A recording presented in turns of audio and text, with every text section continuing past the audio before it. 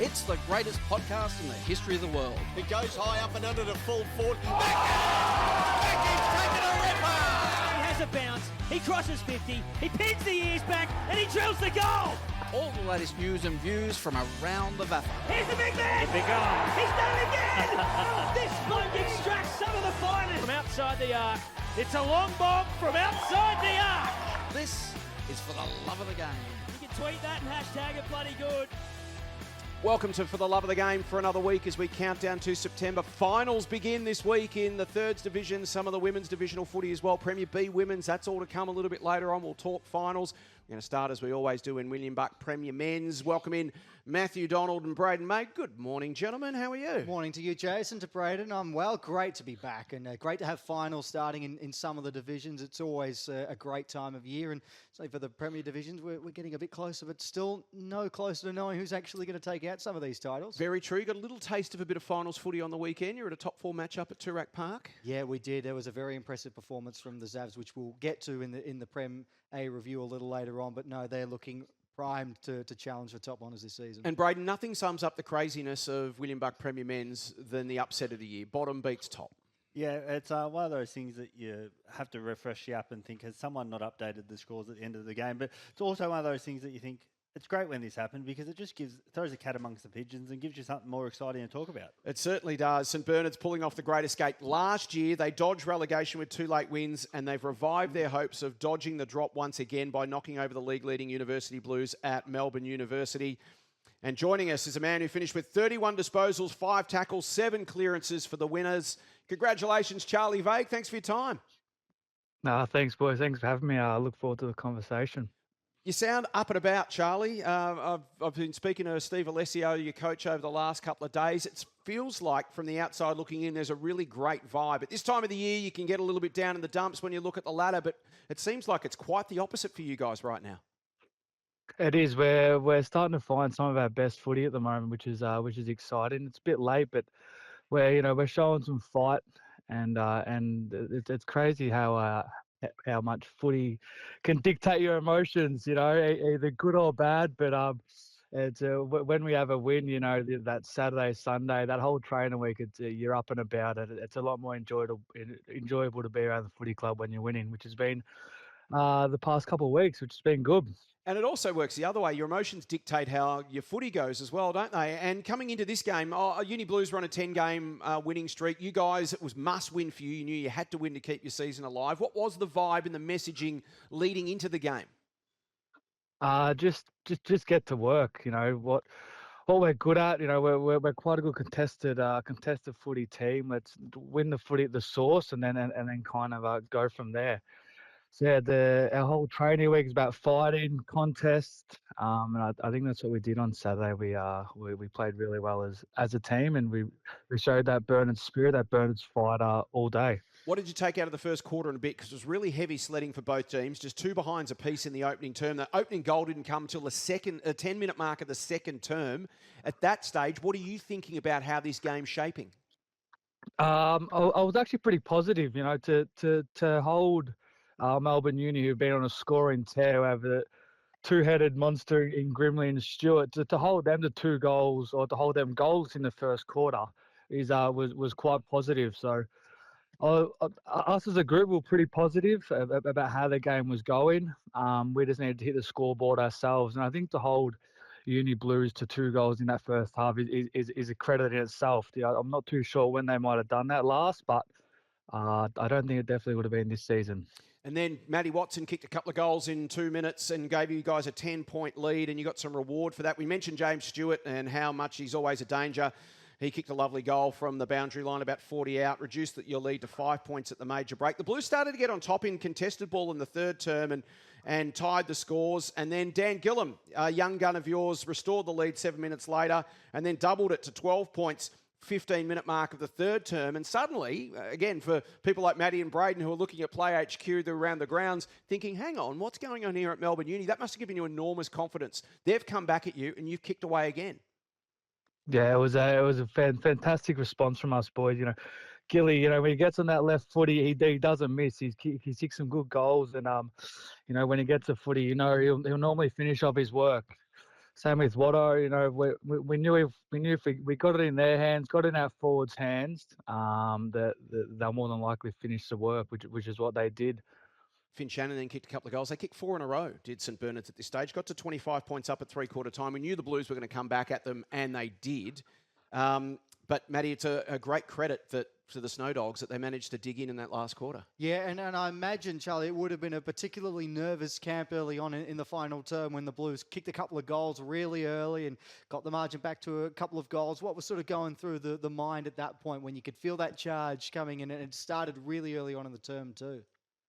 Yeah, they are. We knew they were going to come. They are a quality side. We missed one early in the fourth, which might have even iced the game. From Fergus, who's been kicking absolutely straight all year, but we missed one early in the first, and then they came back. They as a quality side did. They bounced back and were able to kind of withhold some of the pressure and withhold it long enough to kind of kick one ourselves and then kind of kick away with the game, which is an unbelievable effort from everyone involved. Well, Charlie, I just wanted to touch on one man. I was going through the socials and I saw there was a bit of love for Ben Ablett. What's that about? What was his game that excited so many of his teammates? Oh, he just got that dog in him, you know. Every contest, got that Snowdog in him. He does. He's got that Snowdog. Everything he does is just 110%. You know, the contest after contest, he's going to go, and he just shows the fight that not only him but everyone showed on Saturday. So yeah, it was great. You held them to their lowest score since round 13 last year. 12-point win moves you within a game and a half of safety with 2 to play. So if you can continue your giant killing form, knock off the reigning champs this week after you've just beaten the league leaders, you could move within half a game at Trinity if Scob do the Dogs a favour this week. And sure enough, who do you play in the final round? Trinity. It'd set up a round 18 blockbuster to determine which of you drop to Premier B next season. But first things first, you've obviously got to take on Brighton this week. Yeah, how good! What an opportunity! I was having to think that's got to be match of the day. I think the reigning premiers come down to the snake pit. The fighting Dogs. You know, we're going to be ready for anything, ready for the cons, ready for the fight, and so will Brighton. I'm sure they're just kind of sharpening up before the finals. You know, they've been the staple of the league the past probably 2 years, even 3. So, what a challenge! What an opportunity for all of us, and I'm calling all the Snowdog supporters, get down Saturday. Let's make it as loud as we can. Let's put in every bit of effort we can, because we know us players are going to be there putting 110% in. So I'm calling all supporters to get down, make it as loud as we can, and let's make it an absolute contest in a game and a half, which I'm sure it will. I love this energy from Charlie. It's wonderful. And Charlie, you're a veteran of this team. You've been there before. You've seen it all. You've won premierships. You've had relegation battles, etc. But, Matty, this is the beauty of relegation. St Bernard's are still effectively playing elimination finals every week. There's still so much to play for. Yeah, no, there is. And we've seen this movie before with the Snowdogs. They did this last year. They produced an amazing fortnight to get themselves out of trouble with a couple of wins at the end of the season at the Snake Pit. Charlie, are you leaning on what you're able to do last year in the last couple of weeks and they're heading into this final fortnight? Because that was a tremendous finish to the season for you. Are you using that to fuel another escape this time around? We're definitely fueling that fight. It's not where we want to be, to say the least, but it's where we are. So we're just playing every week as we can. You know, you're right. As an elimination final, maybe we need to start round 1 as an elimination final. We'd see how we go. But this is that's the hand we've been dealt this year, and we can't wait for the next couple of weeks. But yeah, first that big match against Brighton, and we can't wait. So, Brayden, you've got a long history with Charlie. I'm not even sure if Charlie's aware of this, but former Hoppers Crossing junior great you were in the Western League. How old were you guys when you were playing against? So look how he's blushing. Look at him. He's blushing. You've thrown me under a bus. No, Charlie was a superstar back in the day. He was a very good footballer. So what sort of age group are we talking here? 14s, 15s. Under 14s and 15s. You did the heavy work to make him look good, though. Isn't that what you were telling me? You were saying, Charlie, you'd be nothing without him. That's what we were hearing. But you've been a St Bernard's junior all your life, haven't you? You obviously love this club. What does it mean to you? Yeah. No, there's some of my best mates there. You make memories that you can't make elsewhere. Just some of your best friends there, and not even the friends, the the older boys, the culture, everything about St. Bernard's is it's special, and yeah, it's an enjoyable place to be, no matter winning or losing. Speaking of special, I think you've got one of the great coaches, Steve Alessio. He's sort of straight shooter, a bit of old school, played obviously a lot of footy under Kevin Sheedy at AFL level. What is it about him that you enjoy playing under? You're right. He says it how it is, and he plays. He looks at the game. He studies the opposition, and we've probably got to credit him for our turnaround in the last kind of 6 weeks. But we've changed our game plan. We've all brought in, and it's working spades. He brought us a new kind of game plan, a way that we're going to play, and it is working to a T. It's kind of put us back where we want to be in the winners list. Without giving too much away, Charlie, but obviously everyone will have been studying over the last 5 or 6 weeks anyway from other teams. What are the sort of the broad brush things that are a little bit different about us watching St. Bernard's now to say watching you 8 weeks ago? Oh, I think just the fight. Don't want to give too much away. Absolutely. I'd love to. I can, but yeah, just the fight and the bind from every player, and we just know if we win the stoppage at the footy, the source, we hopefully let the rest take care of itself. Very diplomatically answered. Hey, Charlie, thanks so much for your time. We appreciate it on For the Love of the Game. Best of luck for the next couple of weeks. We love your passion. We love your energy and enthusiasm. And as Charlie mentioned, get out to the Snake Pit this week. If you're a St. Bernard's fan, get along and support Charlie and the boys. Thanks for your time, Charlie. Cheers, boys. Have a good afternoon. Lovely speaking.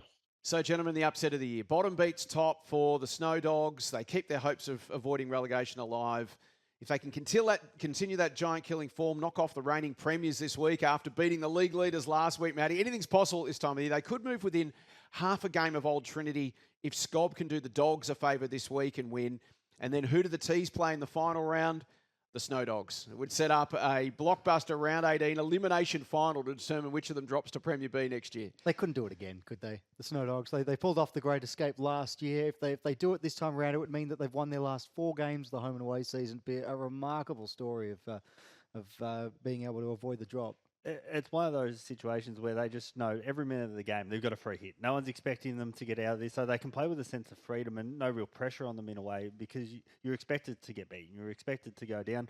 Some people are probably thinking, the committee are probably planning for Premier B footy, but in 2 weeks' time... Still a bit to play out. No, they're not there yet. No. It's very exciting. From a Uni Blues perspective, their 10-game winning streak is over, Matty. In reality, the only thing for them to play for before September is the minor premiership, and their 1-game lead over Zabs at the top's evaporated, but they remain top by just over 5%. So their focus, they've got Caulfield and St Kevin's in the next couple of weeks. Rest up, get ready for a tilt at their first top flight flag since 2019. That last game against St Kevin's, knowing there's a bye the week after as well, it's kind of, for both those teams, who are probably going to be set in their spots, it's going to be an interesting game, that one. Yeah, no, it will be. And I mean, I guess the takeaway from the weekend's results is that they're not the finished product yet. They've still got things that they can improve on and implement some parts of their game that they've still got to rectify. So this is probably not the worst case scenario for Uni Blues, still on top. So Brayden, from Matty Smith's perspective, what did he have to say after the game against the Dogs? Well, he said that St Bernard's were the deserved winners and they just set the foundation with physical pressure for most of the day, and they were able to hold territory, such a key word in the modern game at the moment, especially in Premier Men's. If you dominate territory and the ability to rebound when you don't have territory and score as well. He just said they stuck at it for longer. They just struggled to get going in the forward half despite having it in there enough. But he in a positive, he shouted out 2 debutants from the 19s in Lachie Gilligan and Charlie Stevens, who look comfortable at the level. Yeah, nice to get some fresh blood in at this time of the year, just for depth in case you need it, and also give them a taste for potentially 2027. Let's go to Toorak Park. Matty, you were there on Saturday. Old Zabs effectively locking in the double chance. They reignited the race for top spot. Impressive 39-point win over St Kevin's.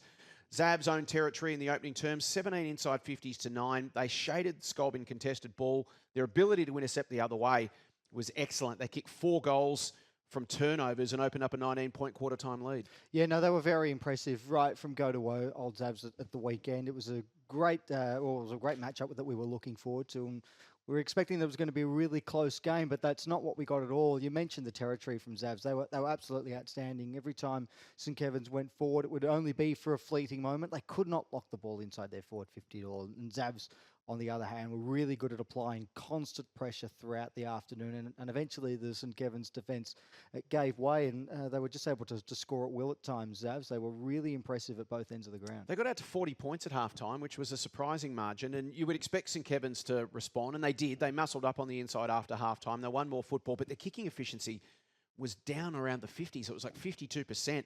And they just couldn't string together meaningful possession change, could they? Because Zavs managed to cut them off and turn them back the other way. Yeah, and any time that they were able to get the looks inside 50 St Kevin's, they were wasteful in front of goal, particularly early on in the match when they had the opportunity to set the tone early. There were a couple of shots that went wide, shots that didn't even register scores in the end. So it was a really disappointing day out forward for the St Kevin's front six. But the Zavs, on the other hand, starting to get a few players back. Jed Fenley came back into the side a couple of weeks ago. Nick Guiney, Will Goss back at the weekend. Alex Trigar getting through the seconds, so you'd anticipate he wouldn't be too far away. So they're just starting to get that back six together once again. The Zavs, they're looking ominous. Final margin was 39 points at Toorak Park. Zavs' 13th win of the season effectively seals the double chance. They now sit 2 games plus 16% ahead of Scob with 2 games to play. Also keeps the minor premiership race alive given they rejoin Uni Blues on points, separated now by just 5.23%. St Kevin's certain to finish 3rd or 4th. Their focus will be more on process than outcome over the next couple of weeks. What did Anthony Lidge have to say after the game at Toorak Park, Brayden? Similar to the predecessing game, that Old Zavs were certainly the better team on the day and deserved to be in the top 2. I think we've discussed the top 2 just seem a bit of a class above at the moment. He said they were well drilled and have even contribution across the ground. He just said that it was disappointing that his side weren't able to compete at the level required in the game of those stakes. Yeah, so one positive for St Kevin's have been steadily regaining best 22 players over the last few weeks.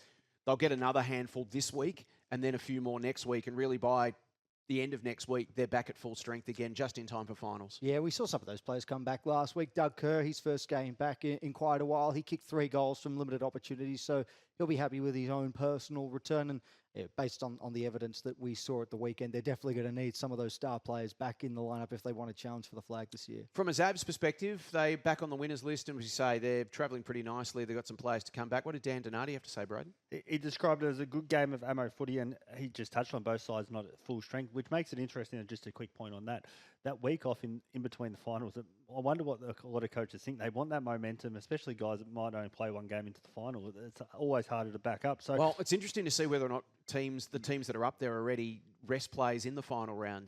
Scob did it last year, but then that gives you 2 weeks off, and sometimes that does break your rhythm, and it's hard to suddenly come clicking back. So I guess in this case, for both these teams, and in fact, you could throw Brighton into this mix as well, they've had so many guys that have missed so much footy, Matty, that they probably just want to play them in round 18 to get the extra game in. The last thing those guys need is another week off. Yeah, I mean, and it's interesting. Different coaches will have different philosophies. Do you try and keep your players as fresh as possible, or do you really try and keep it business as usual, not try and break the momentum? And there's probably case studies of both working, but yeah, no, we saw it work heavily against St Kevin's last year, and whether Anthony Lynch would be prepared to do that again remains to be seen. But he's got an interesting decision to make. It was Old Scotch they fell to last year, St Kevin's in that final. They can breathe easier, the Cardinals.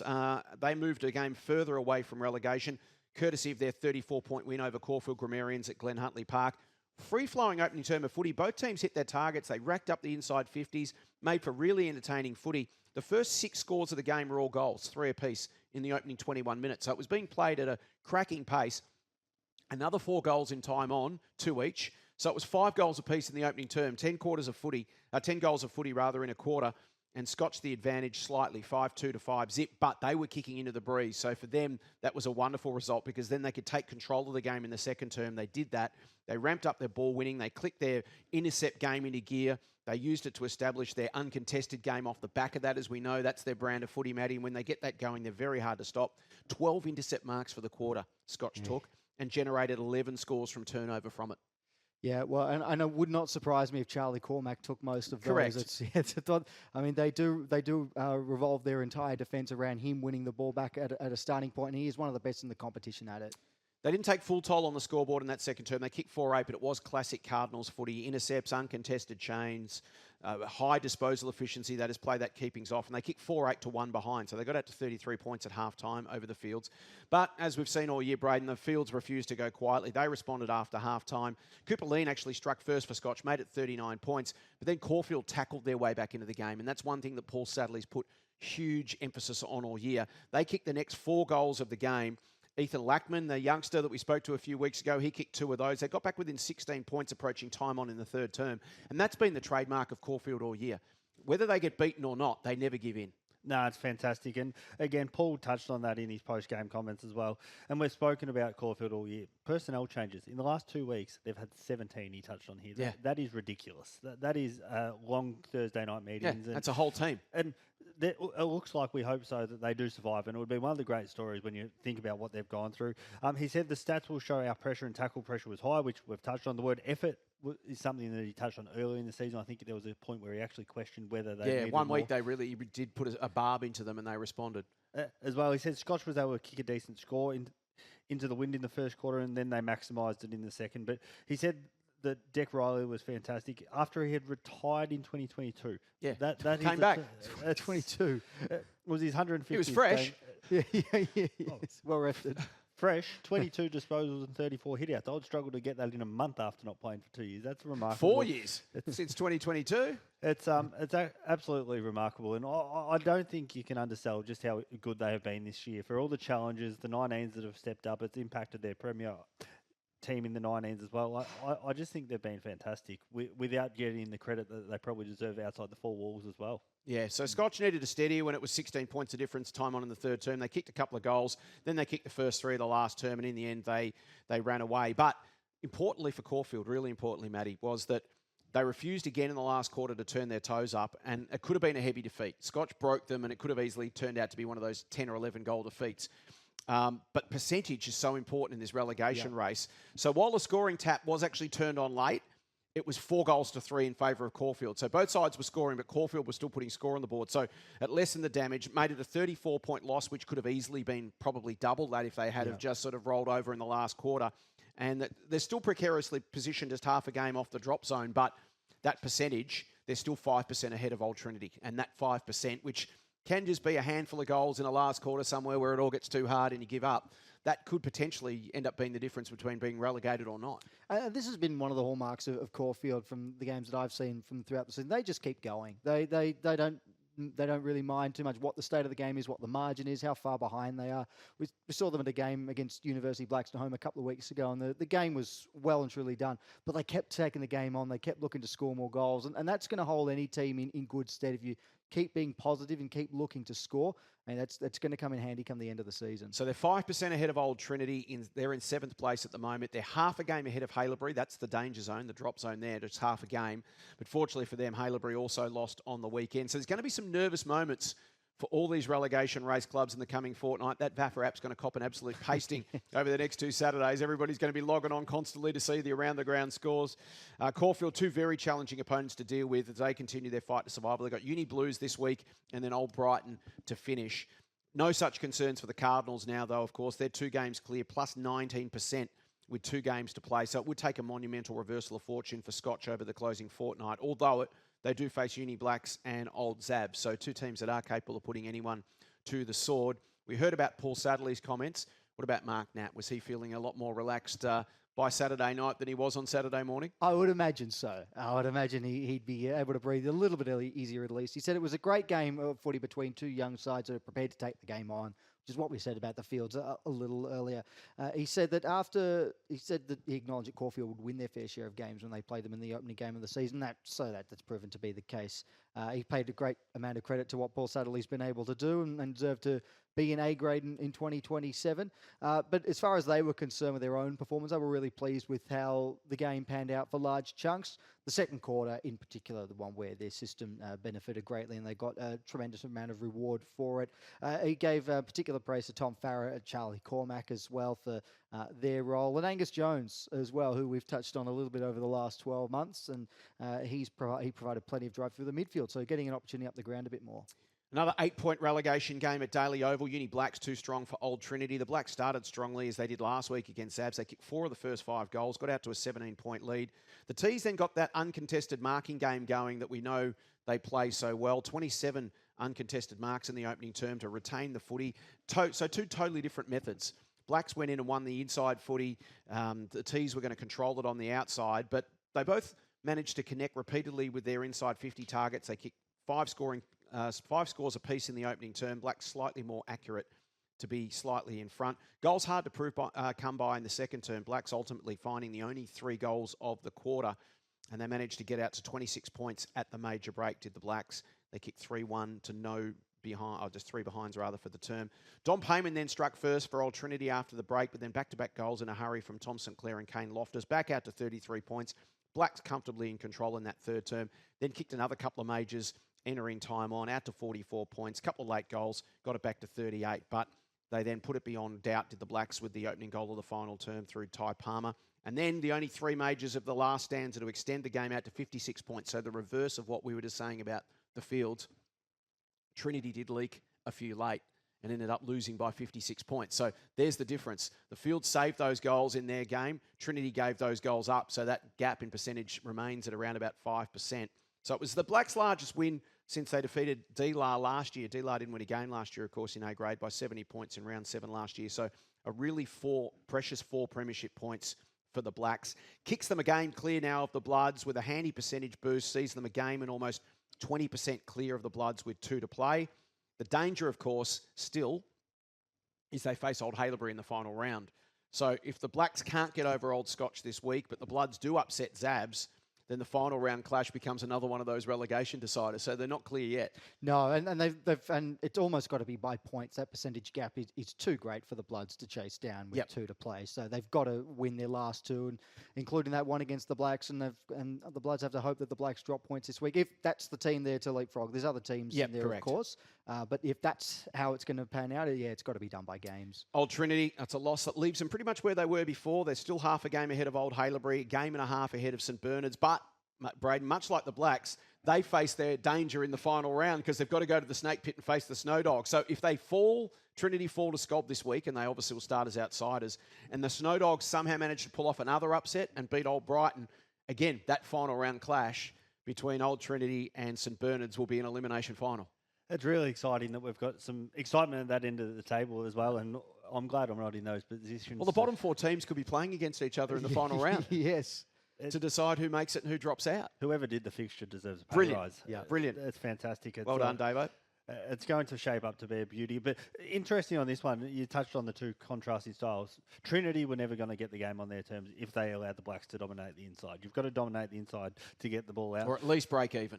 Exactly. Or have an elite intercept game. And as we've seen with Trinity this year, their game's more about winning the footy, retaining possession. It's not so much a clearance or an intercept game specifically. When they play well, it's probably a balance thereof. But yeah, you're right. When Blacks get up and rolling, they get hard to stop. And seeing Kane Loftus back has been so big in recent weeks for the Blacks as well. And if they can keep hold of him, it's going to make a world of difference. And again, I wouldn't be surprised if both sides that went into this weekend and almost pulled off some upsets. Well, that's the other thing, Matty, to consider. It's a great point that Brayden makes, because at this time of the year, VFL season's now over. We're into finals, so it's wildcard this weekend. Williamstown versus Carlton, 11 a.m, ABC TV, around Victoria if you're interested. But what that doubt means is players that have been away playing VFL all season can now come back to their VAFA clubs for the last couple of weeks, and sides that have been struggling a little bit suddenly get injection, and 3 or 4 quality VFL standard players can make all the difference. Well, I've often talked about the Snowdogs last year and their great escape. Pretty sure Jackson Hately came back for the last played a couple couple of blinders. I think he had about 45 and 47 or something like that in his last 2 games. Sadly, Essendon are in the finals for the Snowdogs this year, so Jackson's still got VFL commitments. But guys like Kane Loftus, who's at Richmond, they're not in the finals. He pops back to the side, and just that extra 2 or 3 quality players can make all the difference between a win and a loss that keeps you up or sends you down. So lots still to consider in the final couple of weeks of footy. In the final game of this round, Old Brighton officially punched their finals ticket for a 3rd straight year, a dominant 12-goal win over Old Haileybury at Brighton Beach.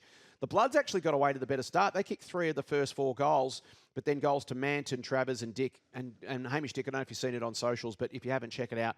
Unbelievable goal from that left forward pocket. You know how narrow and tight that forward pocket is at Brighton Beach in front of the balcony. He was right up against the fence. It's almost a 90-degree kick from there, and he's just stepped around and bent it through beautifully. So they went from giving up 3 of the first 4 goals to leading by 8 points at the first change, and then they seized control in the second term. They kicked the first 3 goals, got out to 26 points up. Haileybury refused to drop their heads. They kicked the next 3 of their own. Tunners then steadied, composed themselves, stemmed the bleeding, and got back out to a 5-goal lead at the major break. And then, as we've seen so often, it was time for the flex at Brighton. And they rolled up their sleeves. They took over in the third term from the inside, dominated clearance, 18-6. They won contested possession, 54-29 off the back of that. And it was basically off the back of Felix Flockhart and Josh Carr. They combined for an incredible 9 hit-outs to advantage to nothing for the quarter. And if you're feeding those ton of midfielders with first possession time and again, you're in trouble. 54-29, you said contested possessions. Yeah. That's a smashing in a match. In one quarter. Yeah, never mind a quarter. Yeah, 20 plus at the end of the game usually means you've had a good afternoon. That is some serious football. And straight out of the ruck. They just dominated out of the ruck. So, and we've spoken about Josh Carr and his influence. He's had a fantastic year. And what that now means for he and Felix Flockhart, because it now also makes Felix more dangerous and now Sam's Flockhart is back as well. Suddenly Marcel's got these magnets to move around that he didn't have at the start of the year. Yeah, no, and that the Flockhart or the Felix and Josh Carr dynamic is something that we've touched on all season, because Josh Carr came into the lineup very early on and had an impact in ruck and what that can allow Felix to do. But as you say, you now add Sam Flockhart to the mix, and all of a sudden there's some really dangerous wild cards that Marcel Bruin has at his disposal for the Tunners, and opposition clubs haven't seen how it works, so it's something that they've got to be guarded against, and something that they're not quite sure what to expect come finals time. They kicked 5 goals in 15 minutes, and that burst in the third term when they just owned the football, put the result beyond doubt. They led by 70 at the last break, and in the end they were 72-point winners in a performance that will certainly please Marcel Bruin as they start to tune up for September. Archie Manton, another who plays a lot of VFL footy throughout the year. He reinforced his ability to shape the finals. 24 disposals, 13 marks, 5 goals. Yeah, he's been outstanding every time he's played for the Tunners this season. They just seem to have a lot of blokes that are capable of kicking a big bag up forward. So that defeat leaves Old Haileybury half a game from safety still. They trail Uni Blacks by a game plus 20%. And Caulfield and the Tees by that half a game in a race to survive. They'll face Blacks in the final round, as we mentioned, but given their inferior percentage, they probably need to upset Zabs at Princes Park this week if they then want to get a crack at overtaking Blacks in the final round, assuming Blacks fall to Scotch this week. That's their best chance of getting over Blacks. They're going to have to do it, as you mentioned, because of the inferior percentage. They're going to have to win both and hope the Blacks lose both. Yep. But not only will the Bloods upset over Zabs this coming week, potentially put them in a position to do that and leapfrog Blacks in the final round, it could also see them jump over Caulfield and Trinity this weekend. And that would throw a complete cat amongst the pigeons, because both will start as outsiders in those clashes against the Blues and St Kevin's. So if the Bloods can find a way, the same way Bernards did on the weekend, the whole picture changes again. Yeah, it does. And there's nothing more dangerous than playing for a team that's fighting for its survival. And we've seen that the last couple of weeks with St Bernards. And Old Haileybury in that position now, they've got to pick up wins. And, while teams in the top 4 don't necessarily have much to gain at this time, at this point of the year, just the way the ladder looks, it's all sort of locked up. Teams at the other end of the ladder, they've got everything to play for. Yeah. So it's an interesting dynamic. What did Guy Martin have to say about this performance at Brighton? Obviously, it ended up being a 12-goal game. They're heavily down on personnel at the moment. It seems like everybody else is getting players back. Haileybury aren't. Yeah, and that's exactly what he said. It was going to be a tough challenge because the Tunners have got a lot of players back and keep getting them back for the finals. And they had 7 outs the week before the Bloods, including 3 debutants. So that's a great story on a side note, that they're still being able to bring in the next generation in that sense. But, I mean, against Old Brighton over there, it was always going to be a pretty tough ask. He thought they showed pretty good fight for most of the game, even though the scoreline doesn't necessarily reflect it. He alluded to that patch in the third term, the 10-15-minute spell where it all just got out of control for the Bloods, and that's where the score really blew out. And thought the body language wasn't really where it needed to be, but outside of that, so we're talking a good 90% of the game, he was really happy with the way that his players fought the match out. Nice tune-up for Marcel Bruin. Not just the margin, but the way they went about it, Brayden. They just rediscovered that mojo, that style of footy that they know stands up in September. Yeah, you're exactly right. You must have written this one, JC. I spoke about the fact that they worked on their method, build the game style, in particular that second half, which goes back to what Matty touched on, that little period in the third quarter. Statistically, they got a lot of opportunities, but he paid credit to Haileybury for how they defended those effectively. He said it was much more consistent and pleasing to lock in the finals result. Gave a shout out to Archie Manton. Fantastic all day. It'll be interesting to see if he does get back into Port Melbourne's side. They're going quite well in the VFL as well. The mid group got going. Josh Carr was a shout-out with the Smalls. Ben Price, solid contributor. And Marlo Hoffman, with one of the great names, was great down back as well. Yeah, so good result there for Brighton. They're locked and loaded for another September. A couple of matches against non-finalists to come before what looks almost certain to be a cutthroat first semi-final against St Kevin's there in the first week of the finals.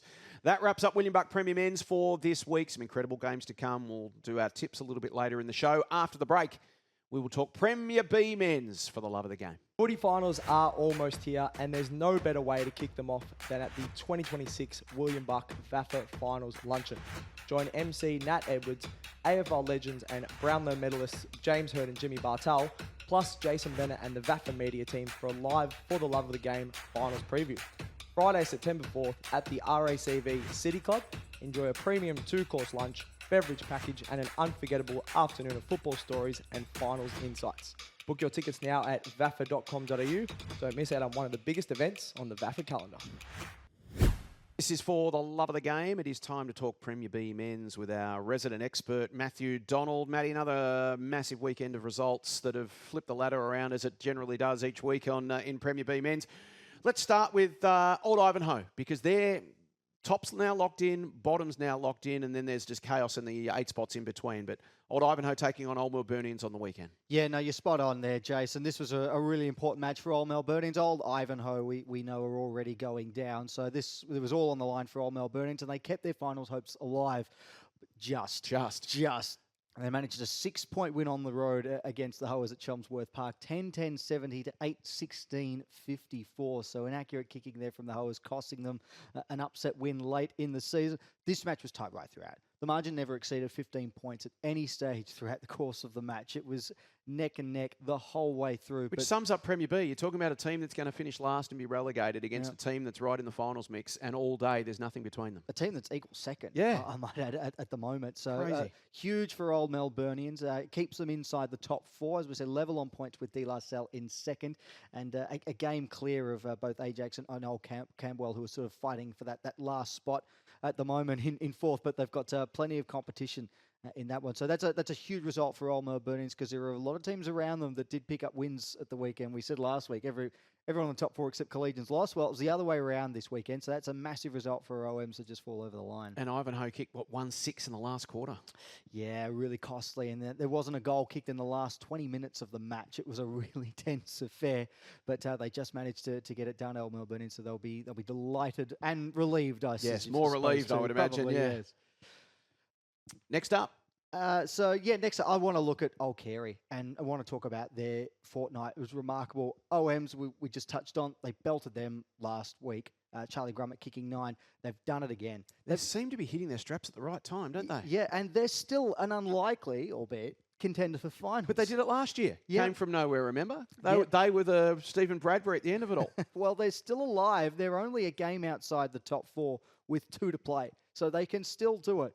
And it took them the 4 quarters against Old Geelong at the weekend. 16-14, 110 to 14-7, 91. They trailed by 12 points at 3-quarter time, the Panthers. They kicked 7 goals to 2 in the final term to get the job done. Old Geelong just running out of legs in the last term is all it was. I mean, they apparently there might have been a bit of a sickness that had been going through the club during the week. Not tullamarine flu, an actual kind of flu this time. Actual flu. Yeah, actual flu. And what a novelty. It's a rare sort of thing to get in the VAFA, isn't it? And they'd led for pretty much most of the day up until that point, Old Geelong. They led at quarter time, half time, 3-quarter time. They were 3 goals up at one point, weren't they? 20-odd points up at one stage of the game. Yeah, they did have a pretty handy lead for most of the afternoon, but great credit to the Panthers again. And you mentioned it, Jace. They did this last year as well. They're only a game out away from 4th now. They're still very much alive in this race. And they've got Ivanhoe in the last round. They've got Bowie this week, which is going to be an enormous game for them. If they can get over that, then they play Old Ivanhoe in the final round, which can go one of both 2 ways, Brayden. But Ivanhoe aren't playing to survive. They're already down. So there's an opportunity here for Carey. Yeah, and just looking through some names, I feel like this side has been getting stronger in the last few weeks. They're just starting to get guys they've had these guys available during the year, but he's been out. It's just been different bits and pieces. Again, it's going to be very interesting. If they get the strong side, they haven't got the big gun recruits like your Sam Grant, obviously, because of VFL commitments. But if they get in, they can do some serious damage. And they've also got in the background now happening, Luke Giles, you reported on that during the week, that Luke Giles, their coach, has announced that he won't be going on next year for family reasons. So he's wrapping up. Popular guy at the club. Again, things like that can be a galvanising force. Hey, guys, we've got a month or, together left. Let's give this everything we've got. Exactly right. And there's also the opportunity, if the new coach who might have applied, someone might have reached out that we don't know about, they might have someone internally that they're looking at. There's guys in this side putting their hand up to say, I want to be in your side next year as well.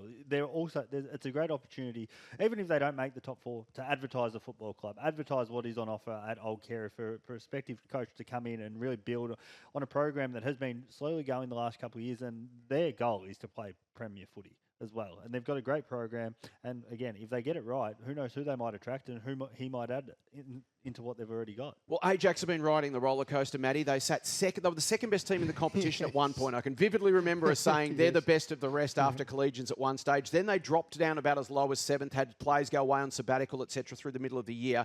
They had an absolutely critical game against Old Camberwell. It was almost a must-win for them, but they got the job done. It's been the roller coaster of the year, Ajax. It's been an incredible story for them. And yes, it looked like it was just about over for them. They'd hit a wall. They've found a way to bounce back, and what a game to do it in as well against a side that was gunning for that 4th spot in Old Camberwell. They went to Gordon Barnard Reserve, and they got the win. 26-point victory in the end for the Jackets, 15-10, 100 to 11-8, 74. It was a really good game, but particularly in the third term, they kicked away 5 goals to 3. It just opened up enough of a margin in the end, and they were able to hold on. Justin Vogel kicked 4 goals for the Jackets, not to be outdone at the other end of the ground, though. Liam Thomas for Old Camberwell, he said that well as they kicked 11 goals as a team, he booted 8 of them. Chase, so it was a lone hand up forward. He's got 44 for the year now. He's had a good season. He has. I mean, we've obviously talked a fair bit about the goal scorers at Premier B, Mai Patel and Tom Gorell as well, who have been outstanding for their respective clubs. But Liam Thomas has very quietly had a pretty decent season up forward for the Wellers. He's certainly been Neil Connell's go-to man up forward and proved it yet again at the weekend. So that's a really important win for Ajax because it jumps them ahead of Old Camberwell. Now, they're both on 32 points, but they've got a percentage that's 17% better. So the Jackers are back in the top 4. Yeah, and it's a percentage that might cost Old Camberwell when all is said and done. There sits at 83. It's down there with the relegation candidates in terms of percentage, and everyone else has got a percentage that's well above them in terms of others who are chasing spots for finals. So that may prove costly for them, but the 4 points was a massive result for Lockie Buzzard and his men. Old Geelong and Bo Morris to finish for Old Camberwell. How big is that Old Camberwell, Old Geelong game this week? Yeah, that's going to be huge. That's going to be a massive game, isn't it? The other results, there's still 2 more games that we've got to go through. Bo Morris and DYLAN CENCH, I think this was the one that I was really looking forward to most of all coming into the weekend. DYLAN suffered a bit of a shock loss to Williamstown CYMS. Bo Morris, the informed team of the competition. DYLAN going on the road and getting the job done by 17 points in this one. An inaccurate Bo Morris. Josh Burke will be kicking himself, as will the rest of his team. 14-10-94 to 10-17-77. Huge result for DYLAN CENCH, who led at every change. They were probably the better side throughout the course of the match, but a really important performance from them. A 5-goal haul to Brent Biscacci as well proved to be the difference. And it means for DYLAN CENCH that they maintain their spot in second at the moment. They're level on wins with Old Melburnians.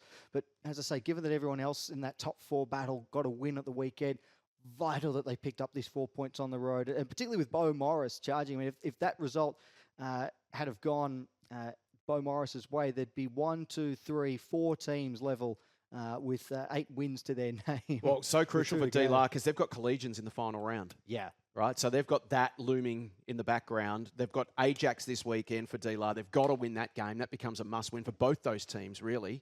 And then DYLAN, knowing that they've got collegians in the final round, is a tough challenge against the unbeaten team of the competition.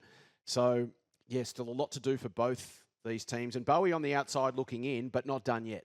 No, not done. And they've got 6 wins to their name, but 2 draws as well, which equates to a 7th. So that's why they're still only a game outside the top 4. So certainly wouldn't rule out any of these teams of making finals, to be honest with you, Jace. Well, especially because Bowie can look ahead and say, well, Ajax and DYLAN are going to play each other this week, so one of them is going to lose. DYLAN's going to play collegians in the final round. Ajax will play Old Geelong in the final round, which will be no gimme. And Bowie themselves are playing Old Camberwell and Old Carey, the team immediately above them and the team immediately below them.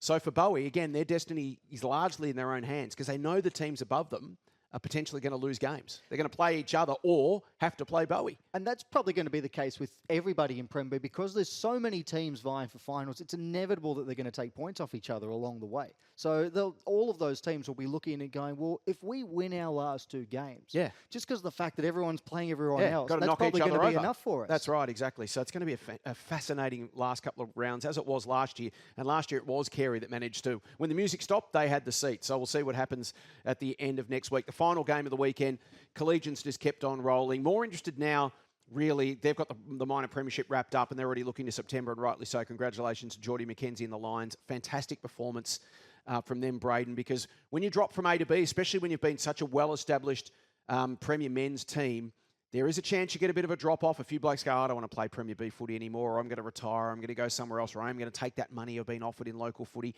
and things can fall away quickly. We saw it with Fitzroy, who went from A to B to C in continuous years. Collegians have dug their heels in right from the start. They recruited well, and they've put together an outstanding campaign that puts them in a great position to potentially propel them straight back to Premier Men's. Yeah, you're exactly right. And if they were to fall apart now, it would be the biggest shock in every VAFA competition, 19s, thirds, anything you can think of. But look, I think they're in a position where they just know the tried and tested works. Their system's in great shape. They would respect their opposition. I wouldn't say they'd fear anyone with the way they've been able to handle them on the sides. And just the names that have been able to go in and out. You look at like Alex Lukic, who's played some VFL footy. He's back playing now. Scott Bilby among the goal kickers on the weekend. They're just a force. They're a Premier men's side. I mean, the incredible thing about it, Matty, is the hunger and the drive that they still have. They are still putting teams away. Teams aren't getting close and they're finding a way and they're winning a game and staying undefeated because they just happen to, had a lucky bounce in the last quarter. I mean, their last wins have been 129 points, 83, 56, 90, 104, 63, 38, 60, 68. No one's getting even close to them.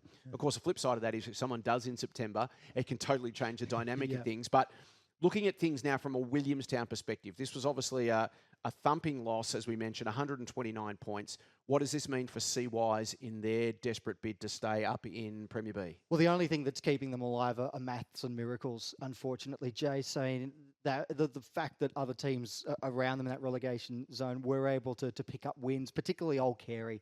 That was the one. They now sit 2 games and 23% away from safety with 2 to play. We did run the numbers. It is possible that they can survive. First things first, it requires them to win both of their games, Old Geelong to lose both of their games. But the combined margin of those 4 results has to equate to about 340 points. Yeah, so we're talking 14 to 15 goal results. Yeah, which, I wouldn't expect that to be the case. I never write anything off at all in Premier B men's. Even by Prem B standards, that'd be pretty insane. That would be pretty amazing. Williamstown have got Old Ivanhoe this week, so an opportunity they'll definitely look at. And then they've got Old Melburnians in the final round. And who knows what Old Melburnians, which version of them turn up. As we've seen in the last couple of weeks, they've put in some wonderful performances and some performances that they've been very disappointed with. Old Geelong, as we mentioned, have got Old Camberwell and DYLAN CENCH. So, yeah, it's certainly an uphill battle for Williamstown CYMS. Let's just run through that ladder with 2 rounds to play. Yeah, so mathematically speaking, we've only got 1 team locked into finals still with 2 to play, and that's obviously Collegians. And we've only got 1 team that is going to be confirmed relegated to Prem C next season in Old Ivanhoe, but the rest still have something to play for, depending on how far you want to dream. So DYLAN CENCH and Old Melburnians are equal second at the moment. They've both got a 9-7 record, handy percentage lead for DYLAN CENCH, though. Ajax and Old Camberwell round out 4th and 5th at the moment. They've got 8 wins each to their name, but again, there's a big percentage gap there in favour of the Jackers. Then you've got 3 teams level on 28 points. You've got Beaumaris, Old Carey and Old Geelong. I say 28 points rather than 7 wins because Beaumaris and Old Geelong both have 6 wins and 2 draws. Old Carey with the 7-9 record. 2 games behind them, Williamstown CYMS, as we say. They're 2, mathematically, they're still alive, but it's going to take an extraordinary sequence of results to keep them alive. And then a game behind them, Old Ivanhoe, confirmed relegated to Prem C for next season. So Old Geelong sit 8th at the moment, Brayden, but they are literally 1 game and 6% out of the finals. Still very much alive. Yeah, I just had a look at the fixture. I was going to put it to you both. How does the top 4 finish? No idea. We'll have to get. We'll get Maddie's power rankings in 2 weeks. Yeah, retrospectively. Ask me at the end of round 18. Well, look, it's very obvious Collegians at the moment, who are the number 1 ranked side. I don't think anyone can dispute that. Still feel DYLAN CENCH have earned the right over the season to be the second best team. I know they had that slip up against Williamstown CYMS the other week, but I still think they've been at least head and shoulders above the chasing pack. Then you could probably toss a blanket over a few sides from there. All Melburnians, I still rate. I know they've had a couple of slip-ups along the way, but I still think they're a very well-drilled side, and you need to be in finals. So I do back them to have a bit of an impact at September. Ajax are the proper wild card for me. I mean, we've seen them run the gauntlet before. They did it last year in Prem C. They finished 4th. They made the grand final. Who's to say they couldn't do it again in Prem B, particularly on the form that they've shown? Their best footy is certainly good enough. Yeah, they're a team I certainly wouldn't want to be playing them. So of the teams that are on the outside looking in, Old Camberwell, Beaumaris, Old Carey, Old Geelong, who do you think's most likely to make a late charge here and snatch 3rd or 4th? I still think it's Beaumaris. Last week's defeat to DYLAN CENCH hurts them, but it doesn't rule them out entirely. And the other thing that will count in their favour is their percentage is better than everyone else around them, and that's going to prove and better than the 2 teams in 3rd and 4th right now. Yeah, that's going to prove very critical indeed. So if they can maintain that and pick up some wins, or a couple of wins, if they win both their last 2 games, I think that will be good enough for them to finish inside the top 4.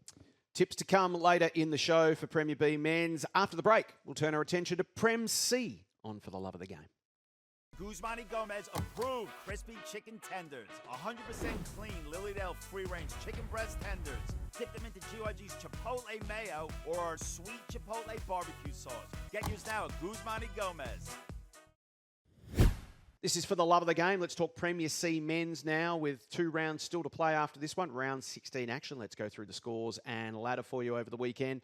Really important game for St Bede's Mentone Tigers. They needed a win to stay in touch with the top 4, and they got the job done just over Old Peninsula down at Harry McDonald. It was St Bede's 13-14-92 defeating Peninsula 12-12-84 by 8 points.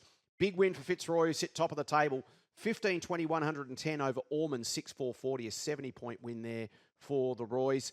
Hampton Rovers as well tacked on some handy percentage over Glenara Old McKinnon. It was Hampton Rovers 19-21-34, defeating Glenara Old McKinnon 4-3-27 by 107 points at Boss James Reserve. Another massive result, Parkdale Vultures 17-20-122. They sit 2nd spot over Pegs 4-6-30, so Parkdale by 92 points. And then the final game of the round, what turned out to be 4 blowouts out of the 5. It was Mazenod with a massive win and beautiful kicking. 20 goals, 6, 126. Defeated Marcelin 11-12-78. Again, a huge win for Mazenod as it helps them stay within touch. In fact, it kicks them clear, or keeps them clear rather, of St Bede's Mentone. As we take a look at the overall ladder with 2 rounds to play, Fitzroy on 80 points. Sorry, 60 points rather. They're 15-1 on 60 points. 1 game further back is Parkdale Vultures on 56. Then again back to Hampton Rovers on 52 plus percentage. So at the moment, the top 2 are looking pretty settled. Then it's back to Mazenod on 48. St Bede's 2 games back in 5th spot. So right now, that was why that win for Mazenod was just so important. It maintains a 2-game buffer over St Bede's Mentone. And then a big gap, obviously, back to Pegs on 16, Glenara Old McKinnon 16, 12 for Marcelin, 12 for Peninsula, and 8 for Ormond. So when we take an overall look here at Prem C, gentlemen, in the end, it's Mazenod sitting on 48 points. They're 2 games plus, or less percentage, but they're 2 games behind Mazenod. St Bede's Mentone Tigers, they're the only chance to jump back up into the finals race. That'll be decided over the next couple of weeks. Yeah, and Mazenod, a big test for them this week. They've got Fitzroy coming huge up, test. so if they can... It's now or never for St Bede's Mentone Tigers, isn't it? They've got to make their move. Yeah, and they've got Hampton Rovers coming up this week to St Bede. So if challenging, but if they're good enough, yep, it's not over for them just yet. Yep. So let's talk Division 1 footy. Yep, let's do that, and we'll start with the closest match of the weekend.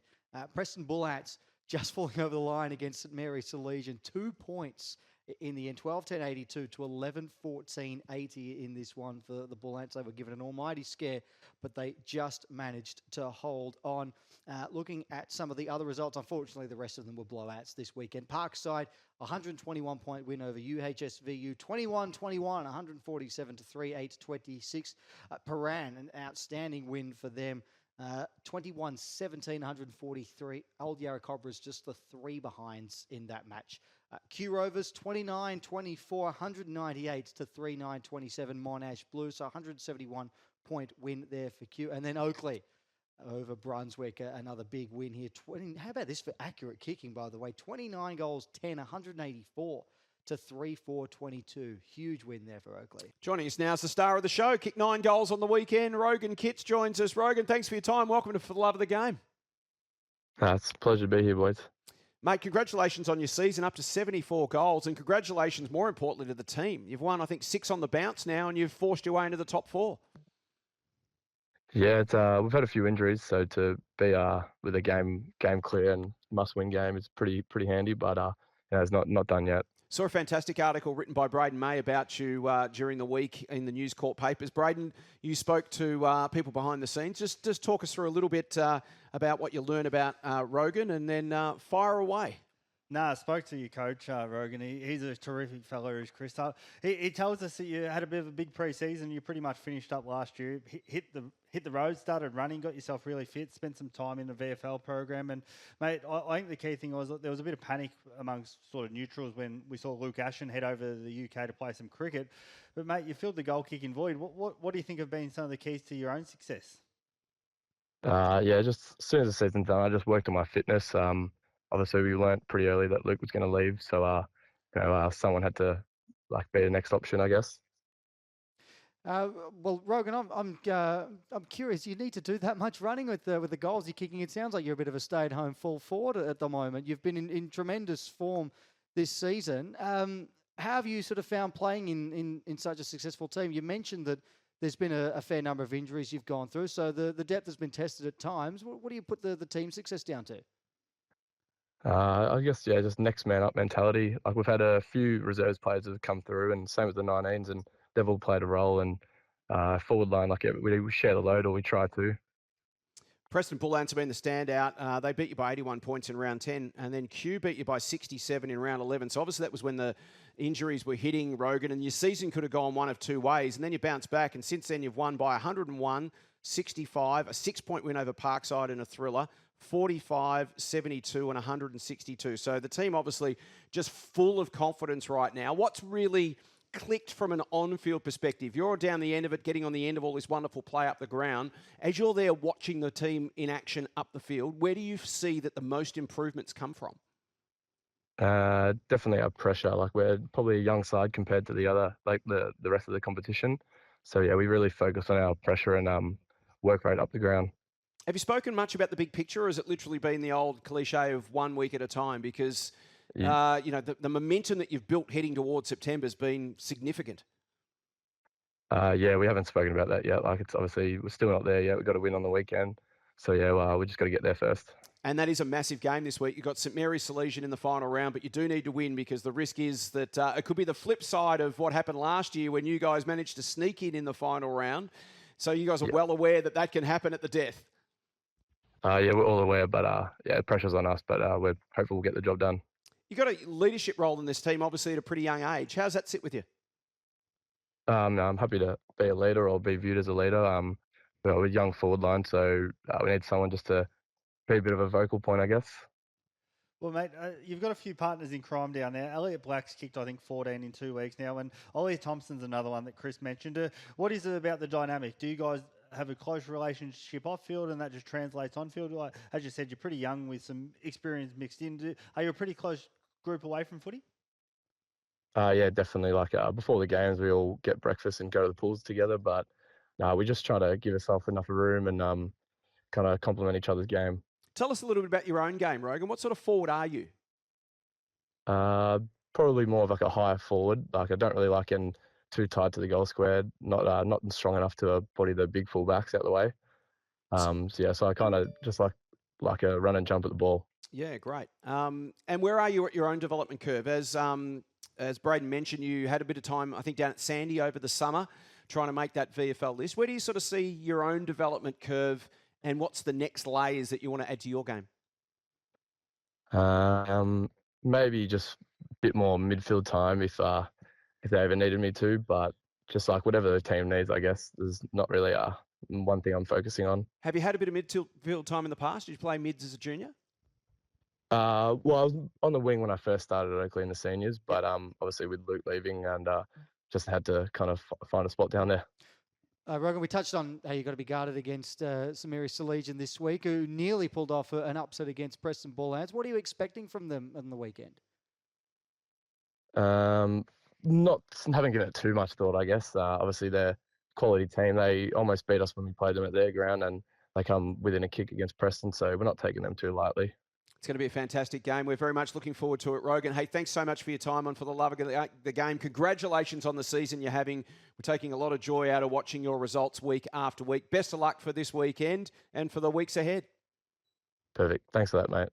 So let's talk ladder in Division 1 because, as Rogan mentioned, as we discussed, everything to play for the Krushers this weekend. It's still pretty tight at the top. Yeah, it is, and we'll have a look at it. Preston Bullhounds, though, head and shoulders above the rest, 16-1 record. They are 3 games clear of Kew, who sit in second, and they're a game clear of both Paran and Oakleigh, both holding a 12-5 record. That rounds out the top 4, but sitting just 1 game behind them are Parkside. Now, the percentage is a bit of a factor here. So Paran's percentage is well clear. So they're in no danger, you would think, of dropping out of the top 4. But Oakleigh have an inferior percentage to Parkside. So if Parkside do win and Oakleigh don't, or if Oakleigh lose, rather, a draw will be good enough for Oakleigh. But if Parkside win and Oakleigh lose, then those two will switch positions. Parkside will move into the top 4 at Oakley's expense. That's the only interesting sort of subplot left as far as finals are concerned, because 3 games behind Parkside at the moment, St Mary's Salesian, and 6.5 wins to their name. Brunswick at the moment, then Monash, UHSVU, and Old Yarra Cobras round out the ladder. So as you mentioned with Rogan, last year Oakleigh were on the other side of it. They managed to sneak in at the death. This year they need to make sure they take care of business in the final round to ensure they survive in Division 1 for 2027. That brings us to Division 2. Brayden, what can you tell us? Yeah, a bit of a moving day in Division 2 in the penultimate round. The biggest result for me, Whitefriars 14-15-99 defeated Canterbury 9-16-70. It's put Whitefriars in position to earn the double chance we'll get to when we look at the ladder in a sec. Melbourne High School Old Boys, the ladder leader, 15-13-103, defeated Elstonwick 11-10-76. Powerhouse strengthened their grip in the top 4, 15-16-106, defeated South Melbourne Districts 12-6-78. Thera Penola had a win 9-16-70 over Aquinas 6-10-46, and West Brunswick closed out the round with a 10-9-69 to 7-8-50 win over their northern neighbours, North Brunswick. So it shapes up to a massive ladder heading into the final round of the season. Melbourne High School Old Boys and Whitefriars, they're in the top 2 at the moment on 52 points. Powerhouse are a game further back, in third. Canterbury are on 44 points. Elstonwick are 5th on 40 points. West Brunswick, they're just middle of the table on 32. Thera Penola, 28 points. South Melbourne Districts on 20. North Brunswick on 16. And Aquinas on 8 points. But if I can just quickly touch on the final round. Canterbury travel to take on Melbourne High School Old Boys. Lose that, and Elstonwick beat West Brunswick. They jump in. Yeah. Whitefriars will play against Thera Penola. Lose that, and there's every possibility that Powerhouse should beat North Brunswick, and they take the double chance. Yeah. So it's all happening. It's a really exciting weekend. Yep, and down the bottom end of the ladder, it is North Brunswick on 16. They're in 9th position. They're in 16 and a percentage of 70.3. They're a game behind South Melbourne, who are 20 and 87, so 17% there. So at the moment, highly unlikely, unless things went horrifically wrong for South Melbourne and incredibly right for North Brunswick. The 2 teams that will drop down out of Division 2 are North Brunswick and Aquinas. Speaking of Division 3, which is where they would be heading, 2 games over the weekend. La Trobe University, 13-14-92, defeated Albert Park 7-8-50 by 42 points. And this is a really interesting one. Hawthorn, 15-14-104, defeated Richmond Central 11-10-76 by 28 points. Wattle Park lead the table. They're 14 and zip. We'll get to unbeaten a little later with Senchi on 56 points. Well clear of Hawthorn now, who are second on 36. They've kicked a game clear of Richmond Central. They were level on points. Now they've gone 1 game clear. Hawthorn second on 36, Richmond on 32. Great win for La Trobe, as we mentioned, they're on 16, and Albert Park on 4. Final round of the divisional footy this weekend. We've got finals to talk about shortly. We'll do that a little bit later on. They start this weekend. Best of luck to everyone playing divisional this weekend. For those who are trying to make finals, those who are trying to hang on to their spot inside the top 4, and for those who are trying to avoid relegation, best of luck to everybody. It's going to be a gripping weekend of VAFA divisional footy.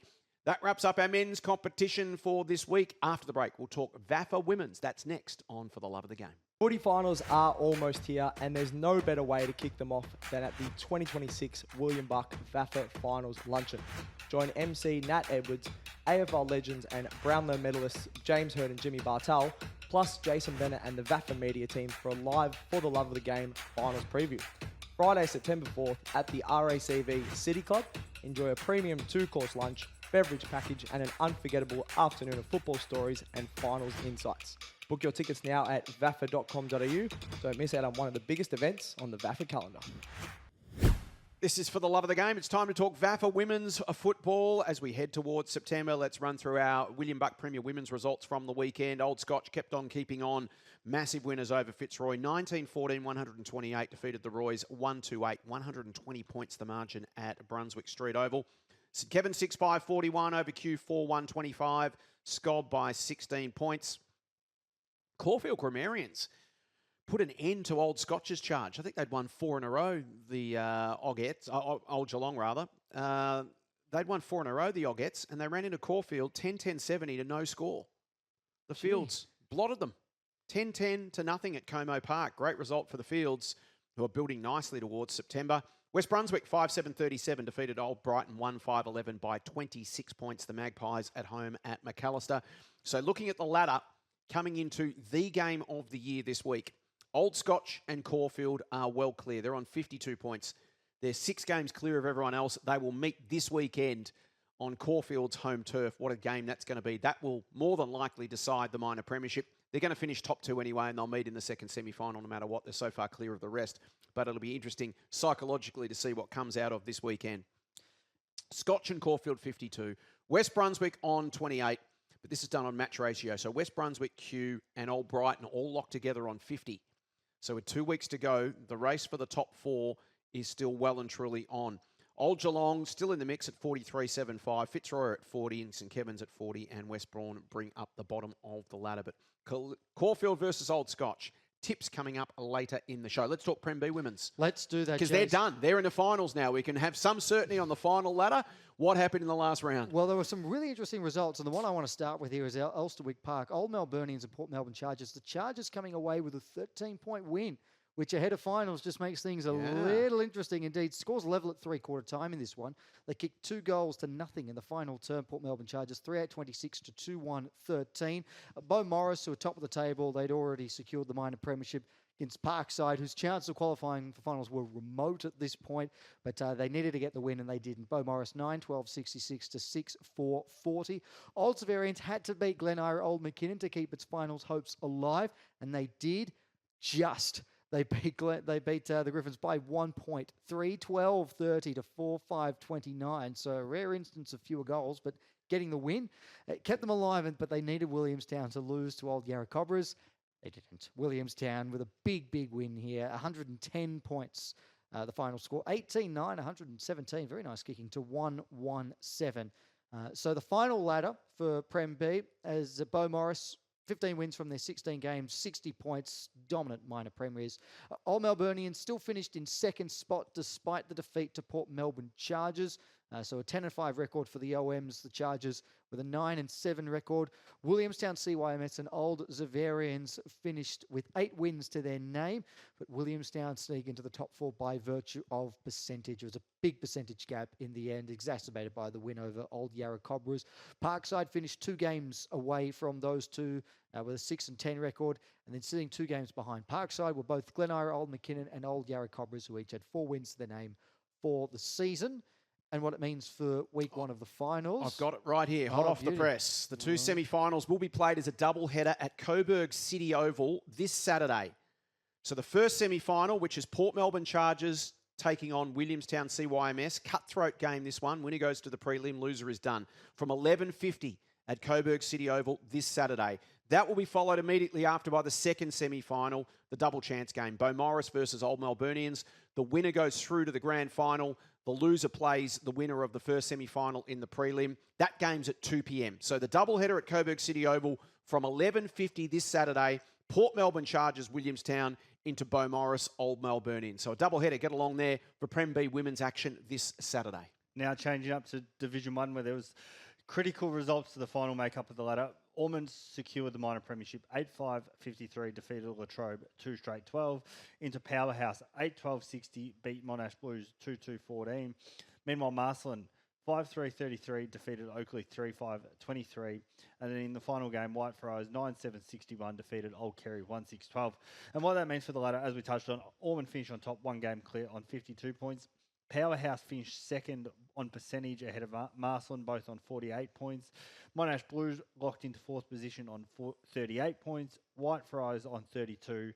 Old Kerry on 26. Oakleigh on 10 and Latrobe on 8. So Division 1 women's finals will be this Sunday, and they will be at two different venues. The first semi-final between Marcelin and Monash Blues will be at Coburg City Oval at 2 p.m. So 2 p.m. this Sunday, Marcelin and Monash Blues in the cutthroat first semi. The second semi-final, winner straight to the grand final, is Ormond versus Powerhouse, 2 p.m. at Jack Barker Reserve. So Sunday, 2 p.m, Jack Barker Reserve for Ormond versus Powerhouse. Marcelin Monash, 2 p.m. at Coburg City Oval. That's Division 1 women's. Division 2 women's, final round action. St Mary's Salesian in a thriller over UHSBU, 2-4-16 to 1-5-11. St Mary's Salesian by 5 points. Richmond Central, 44-point winners over Hampton Rovers, 7-13-55 to 1-5-11. De La Salle by 32 points over Beaumaris, 7-11-53 to 3-3-21. And the final game of the final round, Old Camberwell, 5-7-37, defeated MCC, one behind by 36 points. So the final ladder in Division 2 women's, Richmond Central ahead of De La Salle, St Mary's Salesian in third, Old Camberwell in fourth, and a big gap to Beaumaris, MCC, UHSVU and Hampton Rovers, which means our Division 2 women's games are split across the weekend. There's one on Saturday and one on Sunday. The first semi-final is Saturday. This is the cutthroat game. St Mary's Salesian against Old Camberwell, 2 p.m. at Waverley Oval, which is in East Malvern, the De La Salle ground. So 2 p.m. Saturday, St Mary's Salesian versus Old Camberwell. Then the second semi-final is Sunday. It's Richmond Central versus De La Salle, 9:40 Jack Barker Reserve on Sunday morning. The second semi-final, winner goes straight through to the grand final. Congratulations to all those teams. St Mary's Salesians and Old Camberwell on Saturday at 2, and then Richmond Central and De La 9:40 Sunday. Division 2 action. And Div 3, and we've got a couple of stunning results here, truth be told, Jace. We'll start with Parkdale Vultures, who secured the minor premiership in what was a three-way battle for top spot. And how? 12-14-86 over Caulfield, who failed to score. So a dominant performance there from the Vultures. Hawthorn got a win over Old Yarra Cobras, 7-6-48 to 4-1-25. But the real stunning result out of all of this comes at Harry Trott Oval. Paranka Legions, the two Blue Lions, the best nickname in the game, 3-3-21. They upset Old Haileybury 1-8-14. Remarkably in this one, Jace, the Lions scored in one quarter. They they managed their entire score in the second term. They did not score in any of the other three quarters. And what that means is that as a consequence of Hawthorn winning and Old Haileybury losing, is it means Hawthorn secure the double chance. And Old Haileybury dropped to third as a result. And Old Haileybury and Paranka Legions, who played each other last week, run it back. They're going to play each other again in the finals, which we will preview in just a moment. But the final ladder looks like this. Parkdale Vultures with 13 wins to their name and a percentage that fell just under 400 at the end. Hawthorn level with them, but considerably behind our percentage. So that's the top two. Old Haileybury in third with 12 wins to their name. Paranka Legions, 3 games behind them in fourth. So that's why that's a bit of an upset there. And then rounding out the ladder, Caulfield with 3 wins to the name, a 3-13 record this season. Old Yarra Cobras, who managed just 1 win for the campaign. So our Division 3 women first week of finals, the 2 semis, are a double header at Waverley Oval at East Malvern as part of a triple header, because then we'll have that Division 2 game afterwards. But the first semi-final, Old Haileybury and Paranka Legions, 9:40 Waverley Oval in East Malvern, immediately followed by the second semi, Parkdale Vultures versus Hawthorn from 11:50 at Waverley Oval. And then you can stick around and get that first semi-final of the Division 2 game, St Mary's Salesian into Old Camberwell. So it's actually a triple header of women's divisional footy at East Malvern on Saturday. Oh, it's going to be a ripping weekend. Get down there if you can. So that's Div 3. Let's talk Div 4. Yeah, Div 4, the season closed out with Albert Park picking up a win, 5-11-41, defeated Canterbury 3-3-21. And then in a preview of the second semi-final, Aquinas beat Mazanod 5-7-37 to 3-2-20. Brunswick with a 7-11-53 to 0-1 1-point win over Old Zavs 2. North Brunswick 3-3-21 defeated Fitzroy's third team 2 straight 12. And then on the Sunday, Wattle Park 2-11-23 defeated the Muggers 2-1-13. And now where that leaves the final ladder at the end of the season after 16 games. Leaves it pretty close is where it leaves it. Yes. Very, very close. Let me go through this. Aquinas and Mazenod, they finished 1 and 2 on percentage, 44 points both of them. Wattle Park, unfortunately, finishing third with a percentage of 129, so they're about 100%. But also on 44 points. Also on 44. Yeah. It's. I don't think I've ever seen a three-way tie for top spot That's at the end of a incredible, home and away season. Just wait a second until we get a bit further. Old Zavs, they finished fourth on 36 points. So they're a game and a half crew of Brunswick and Albert Park on 30 points. Then Canterbury and the Muggers were both on 28, and they finished 7-8. North Brunswick finished 9th on 6 wins, and Fitzroy's third team finished last on 4 wins. That's a pretty tight competition. Very tight competition, and competitive, their teams down the bottom of the ladder still well capable of winning. So that is Division 4 Women's. Their finals are on Sunday, and it is a doubleheader out at Whitefriars College. It kicks off at 11:50 with the first semi, the cutthroat game. Wattle Park versus Old Zabs from 11:50 at Whitefriars on Sunday, straight into the 2 p.m. game, which is the second semi-final, Aquinas and Mazenod. So out at Whitefriars this Sunday, 11:50 Wattle Park Old Zabs, and 2 p.m. Aquinas versus Mazenod. That is Division 4 Women's, which takes us through to Division 5. Let's go through the results from the final round of action as they head towards finals this weekend as well. Elstonwick 2-6-18 defeated West Brunswick 2-1-13 by 5 points. Ormond big winners over the Griffins 9-11-65 to 1-2-8. St Kevin's 6-12-48 against DYLAN CENCH didn't score. Parkside 3-6-24, 10-point winners over South Melbourne 2-2-14. And Preston Bullants, big win for them, 7-9-51, defeated Monash 1-1-7 by 44 points. So that brings us to our final ladder in Division 5. Preston Bullants 13-3, they're 52 points. 1 game clear of St Kevin's on 40, 1.5 games rather, on 46. Back to Elstonwick on 40. Ormond on 36. They finished in the top 4, a game clear of West Brunswick, Parkside, South Melbourne, Glen Ira, Old McKinnon, Monash Blues and DYLAN CENCH. So it is a double header. Well, actually, it's not. It's 2 different venues at the same time on Sunday. Both the games are Sunday. The first semi-final, the cutthroat game, is at Jack Barker Reserve at 11:50 a.m. That's the Elstonwick-Ormond first semi-final. 11:50 at Jack Barker Reserve. At the same time, on the other side of town, over at Coburg City Oval, Preston Bullants take on St Kevin's in the second semi-final. The winner of that game to go straight through to the grand final in Division 5 Women's. So the first semi, 11:50 at Jack Barker, Elstonwick and Ormond. The second semi Sunday at 11:50, Preston Bullants versus St Kevin's. We should also mention under-19 Premier Women's, who have come to the end of their home and away season. So they will start finals this weekend as well. The final ladder for this competition for William Buck Premier Women's is, I'll just bring it up on my screen here, and it is a 4-team competition, as we know. Willie CYMS finished on 36, 220.5 percentage, ahead of Old Scotch on percentage 36, 161.2. So about 64% there, CYs win the minor premiership. Westbourne finished third on 24, and University Blacks finished 4th. So with a 4-team competition, they now start a finals round robin. You've got your second semi-final to go straight through to grand final day is on Saturday. Saturday at 9:40 at Coburg City Oval. That will be ahead of the 2 Premier Women's women's games. So it's Williamstown CYMS against Old Scotch, 9:40 Saturday at Coburg City Oval. Then the first semi-final on Sunday at Coburg City Oval, Westbourne Grammarians versus University Blacks, 9:40 on Sunday. Best of luck to all the teams playing there.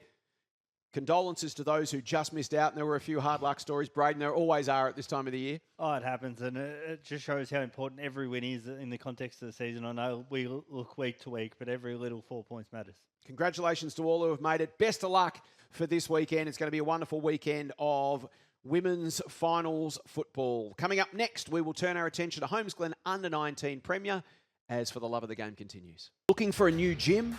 Well, Revo Fitness has you covered. It's just $9.69 a week. No lock-in contracts, and you get 24/7 access to every Revo gym. Add just $3 extra per week for unlimited reformer Pilates, massage chairs, and body scanners. Revo Fitness. Proper value, no gimmicks. Find your nearest gym at rebofitness.com.au. This is For the Love of the Game. Time to talk Holmesglen Under 19 Premier. Senchi, welcome. Good to be here again. How was your weekend? What caught your eye? We'll get to Cench Watch a little bit later on, but just in the general scheme of things. Well, I've just seen Old Peninsula and Under 19s South Div 2. They've kicked a goal after the siren to win the game. Oh, well, a bit of So Under that- 19 news. but That caught your eye. I'll save that for later. Save that for later, absolutely. What have you made of the Holmesglen Under 19 Premier competition over the weekend? How'd you go on the tipping? We'll get to that in a moment. The tipping actually started well. I was worried for Lockie for a second because I got the two 9-20 games correct. Yeah. And then it sort of went a bit pear-shaped after that. But Yeah, he fought back. Yeah. It was brave from LACHIE MOIR, our Holmesglen Under 19 Premier reporter who joins us. Lock g'day. G'day, boys. Yeah, lucky I came late there. I was in a bit of strife early. Yeah, sort of late morning. You were thinking, oh no, not again. I'm going to cop another hammering in the socials. Yeah. Well, the worst thing was I had old Zabs as one of my best, but then I changed to old Brighton because Senchi obviously has the honour. So yeah, it's a bit stiff there. I don't know how many times I've done that in my tipping comp over the decades, and not once has a late tip ever got up when I've changed it. Like a team runs out and I go, you know, why did I pick that? I'm going to change every single time without fail. Whoever I change to loses. hang on a second. You tip? I thought football was always the winner. I don't tip VAFA because I'm very neutral. Okay. Yeah. Just a family thing, you know. Like, Yeah, you know, just to, you know, try to pretend to be social. you Yeah. know. Yeah. I don't do a very good job of it. The tipping, yes. The social, not so much. But anyway, that's my own, you know, we don't need to get into that. That's why I pay a therapist. Let's start with Old Scotch and Parkdale, Lockie. Senchi's team rolling again. They are huge 89-point victors here over Parkdale, 119-30. Speaking to sort of the Parkdale coach, Nick Anderson, he was really describing Scotch as a slick outfit and one to watch. They've obviously now rocketed into fourth, a game clear of DYLAN, so they're going really well. But for Parkdale, if you look on the other side of it, they actually got the opportunity to give a couple of Morty Bray under 17s an opportunity, which is something that they were really proud about on the day. But yeah, massive win for Scotch. They're clear in fourth now, but Parkdale definitely can take something out of the day with the under 17 boys getting a run. And essentially, when we look at Scotch and their percentage is 132.9, which is better than Old Zabs, who are a game ahead of them. Old Zabs are only 118.1, so that Scotch percentage could end up being really handy, both in staying in the top four, but also potentially even sneaking the double chance. Well, yeah, they're pretty much 2 games in the top 4 now, so they're, I'd say, cemented in there. Makes a huge difference. Yeah, it does. Lockie, I want to look at TH King because the team sandwiched in between the Zavs and Scotch. St Kevin's got a big win, but the headline act, Darcy Hepburn, had a day out. Yeah, that's right. But to touch on St Kevin's first, yeah, they were superb there. A bounce-back performance that they needed after the loss last week. And speaking to Paul Greenham, he was really happy with it. He sort of said the only negative to sort of touch on was the inaccurate goal kicking. But yeah, when they get humming and they get going, they're pretty hard to stop. But yeah, Darcy Hepburn has 6 goals. Shout out to him. Absolutely flying. And then, yeah, just to look sort of, if you look forward in their fixture, their last 2 games, they're probably going to be season defining for them and sort of define whether or not they can win a premiership. Because if they finish third, they're red hot. But if they don't go any good and drop out, well, you know, it could leave them very vulnerable. But yeah, 11 scoring shots to 2. Their first quarter was ridiculous. 26-7 there. 3 goals, 8. So it could have been even more. But yeah, look, for St Bede's Mentone, for Sam Hector's side, it was a difficult afternoon, particularly around the contest. They just got dominated there. But yeah, St Kevin's just too good.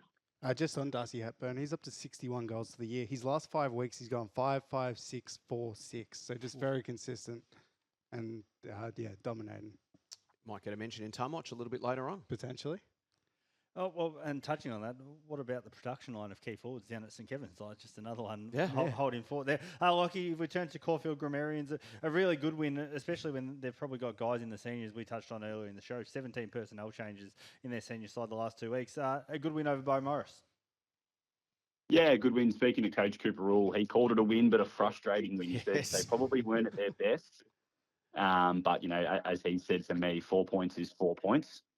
When you kick 8-18, really that's enough to drive you crazy, Lockie. 8-18 to 6-8. That's the inaccurate goal kicking seems to be a theme in the competition this year. But nevertheless, they were good. Their pressure ball movement was really pleasing for Cooper, and eventually they were sort of later on in the game and able to create that separation that they needed. For Bo Morris, unfortunately, just another frustrating afternoon, and the start probably killed him. And yeah, look, they got the best of him in most aspects and were the deserved winners. So yeah, shout out to Caulfield. They've had to face a lot of adversity this year, and good to see him back up a win here. And Lockie, our man Hugo will be very happy with this result. DYLAN 21-point winners over Uni Blues, but the damage was done in the first half. Yeah, that's right. 21-point winners over Uni Blues here. Andy Otten, DYLAN coach, said to me that they set up the win early, playing some really good attacking footy while also defending the ground really well. But yeah, look, Uni Blues didn't go away. They warmed to the contest as the day got on, and Steve Boak said if it wasn't for the slow start, they could have potentially got a result out of it. But unfortunately, DYLAN just took advantage early, and they couldn't really convert, and their ball use was a bit wasteful in that first half. So they also were sitting on, interestingly enough, they were 1-10 before they kicked their second goal. So just more inaccurate goal kicking, just killing teams, unfortunately. But yeah, good win by DYLAN. Killing coaches as well. The final game of the weekend was our KTV game, part of our Tunners triple header down at Brighton Beach Oval. Old Brighton taking on Old Zabs. It was first versus second, so plenty of eyeballs on this one. And at three-quarter time, it was Zabs by one straight kick, 7-5 to 6-5. But the Zabs got going in the last term. They kicked 6 goals to 2 and ended up running out 33-point winners. Huge win for them. Yeah, massive win there. They're definitely the form team in the competition at the moment. They're absolutely airborne. And speaking to Old Brighton coach Trav O'Donoghue, he seems to think it's going to be very hard to beat them if they play like that every week. They're the benchmark of the competition at the moment. They're extremely well coached. They're going to be very, very hard to beat come finals time.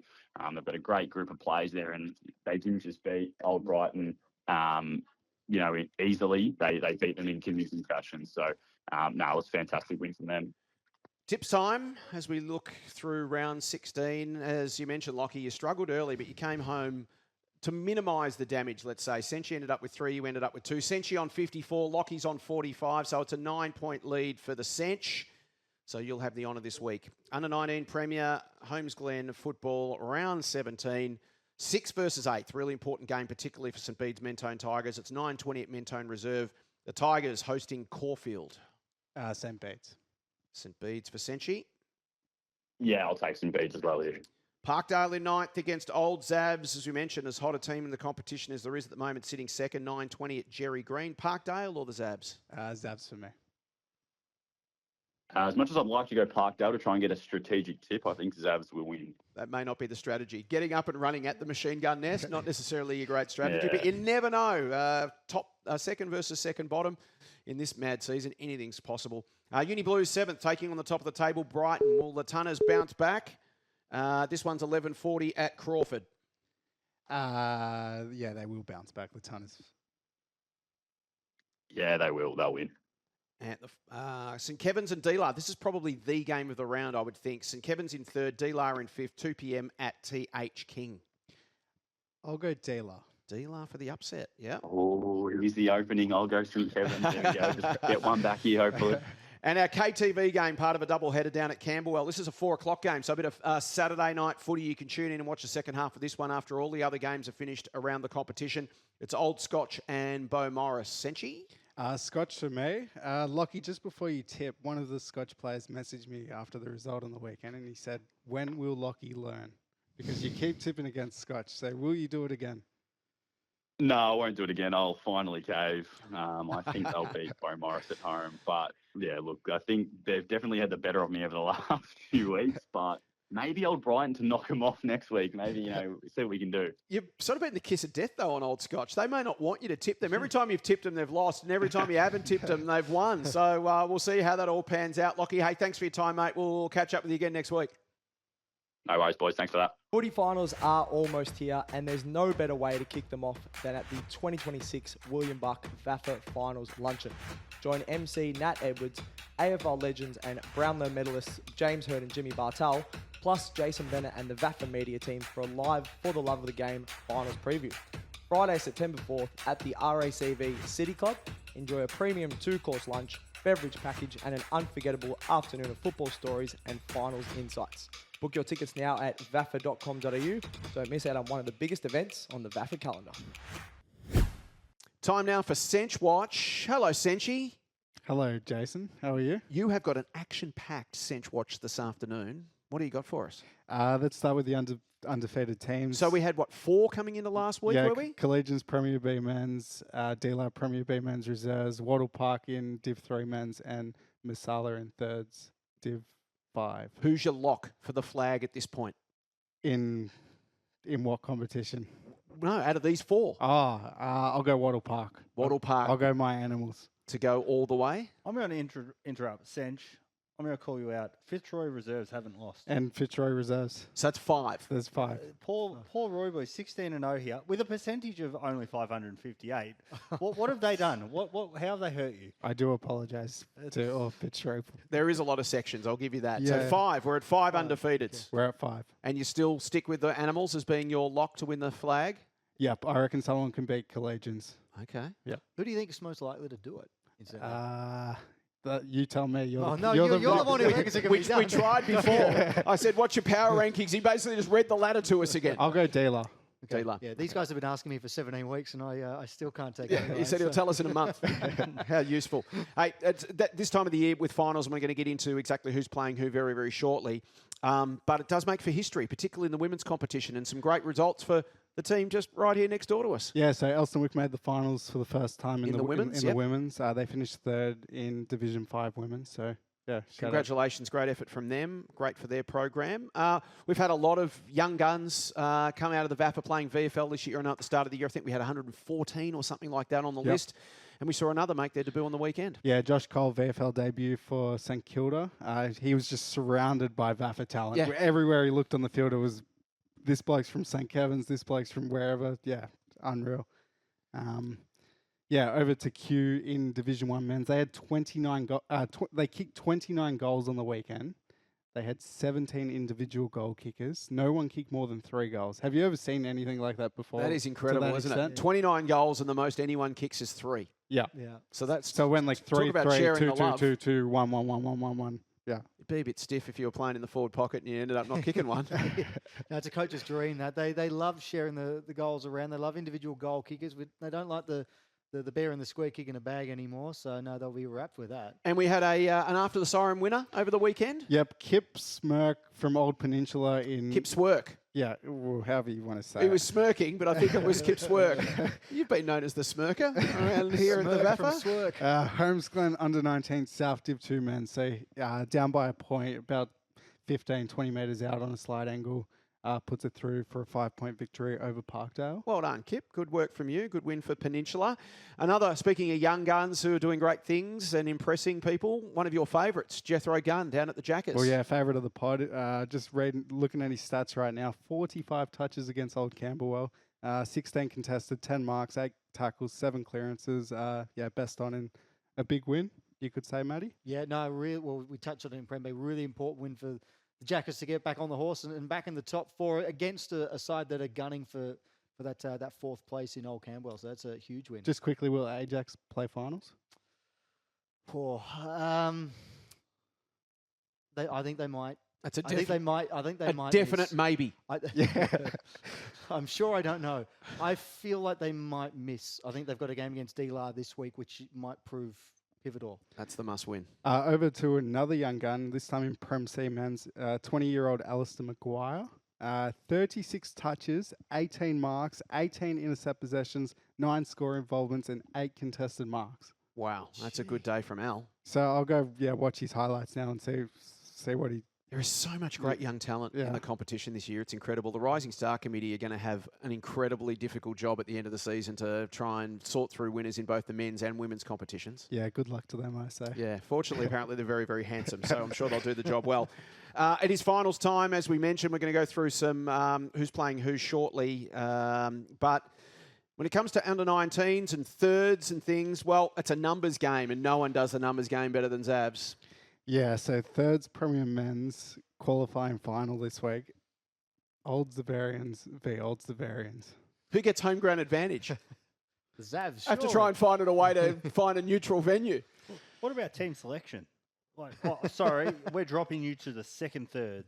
Well, yes. I believe one of their teams is under 23s or something, and then the rest are...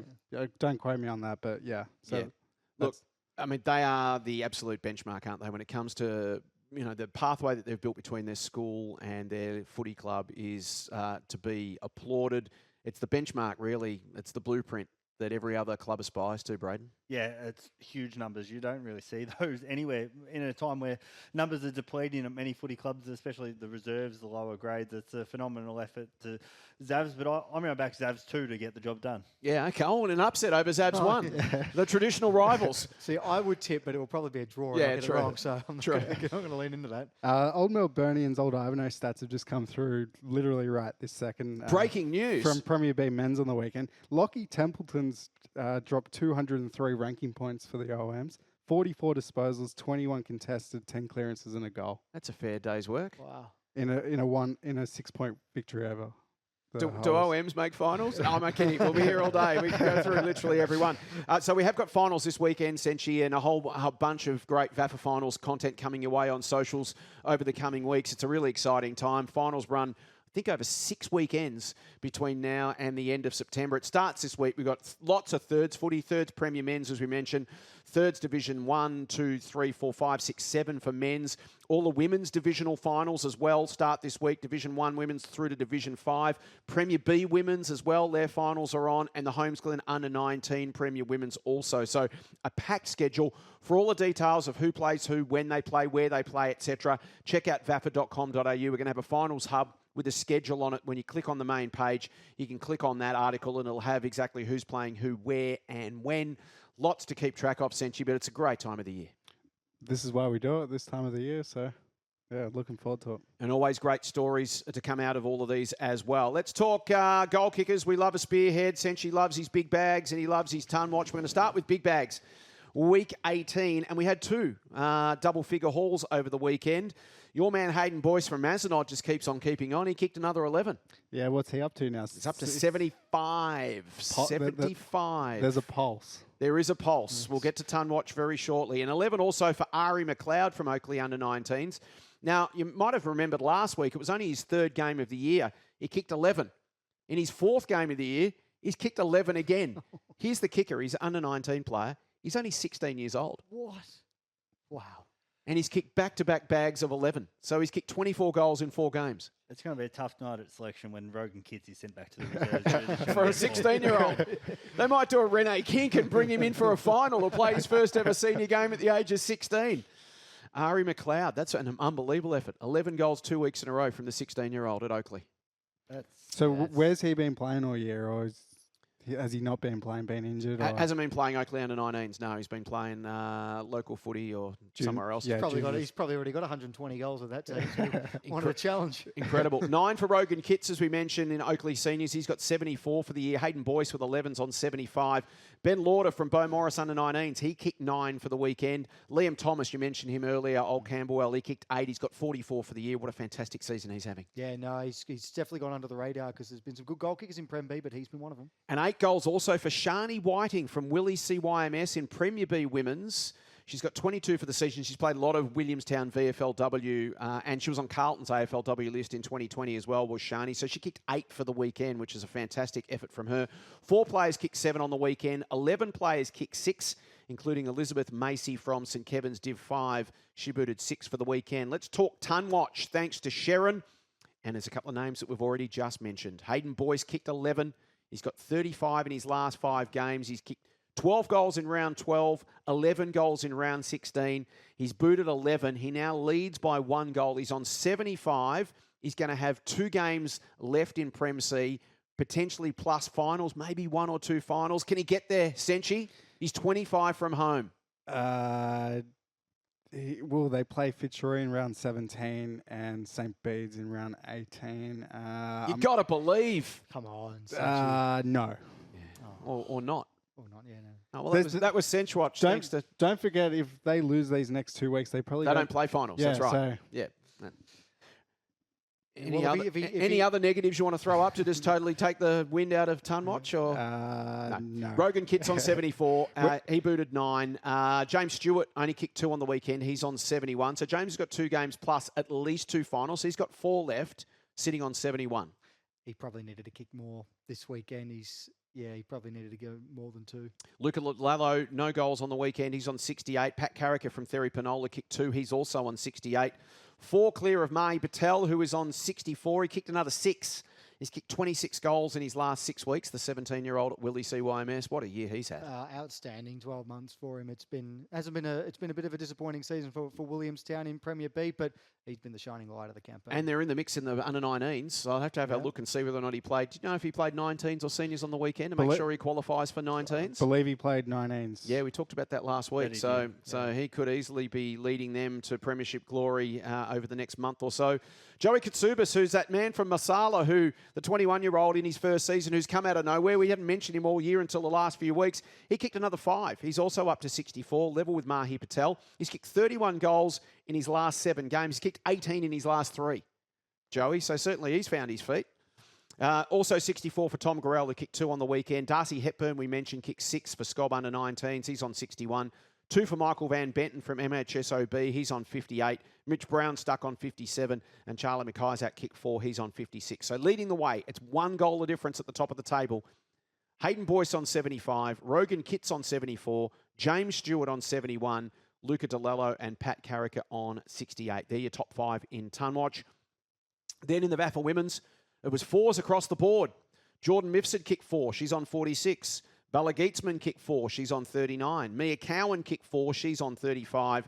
Georgia Harris goalless. A first-time mention for Sienna Simons from Parkdale Vultures, Division 3, 25-year-old, her 7th VAFA season. She kicked 2. She's up to 29 for the year. And Asha Price is on 28. So Mifsud on 46, Geetsman 39, Mia Cowan on 35. They're your leading goal kickers in the VAFA Women's competition, which leads us to tips time. How'd you go, Maddie? 15? Well, given there's only 14 games, that'd be a fair effort. 14. 9 out of 14 for you. That's okay. Brayden got 10.